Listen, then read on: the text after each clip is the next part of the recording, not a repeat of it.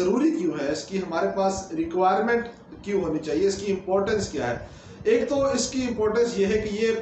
Clarity آپ کے اپنے جو آپ کا ویژن ہوتا ہے، جو آپ اچیو کرنا چاہتے ہیں اپنی زندگی کے اندر، سیلف ڈیولپمنٹ آپ کو آپ کے ویژن کو اچیو کرنے کے لیے کلیئرٹی پرووائڈ کرتا ہے. ٹھیک ہے، اس کے ساتھ ساتھ سیلف ڈیولپمنٹ جو دوسرا بہترین کام کرتا ہے، اگر آپ سیلف ڈیولپمنٹ کی کوشش کرتے ہیں، اپنے آپ کو ڈیولپ کرنے کی کوشش کرتے ہیں، تو جو آپ کی موجودہ سکلز ہیں، ایگزسٹنگ سکلز ہیں، وہ بھی امپروو ہوتی جاتی ہیں. ٹھیک ہے، اب مثال کے طور پر اگر آپ سیلف ڈیولپمنٹ سیکھ رہے ہیں اور آپ کے اندر پہلے سے ہی ایک اچھی کمیونیکیشن سکلز ہے، تو سیلف ڈیولپمنٹ آپ کی اس سکلز کو مزید جو ہے امپروو کرے گا. اگلی چیز ہے کہ یہ آپ کا ٹرو پوٹینشیل، جو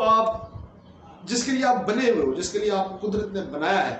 جس کے لیے اللہ نے آپ کو اس زمین کے اوپر بھیجا ہے، وہ اچیو کرنے کے لیے، وہ آئیڈینٹیفائی کرنے کے لیے کہ آپ اس کو پہچان سکیں، اس کو پہچاننے میں سیلف ڈیولپمنٹ آپ کی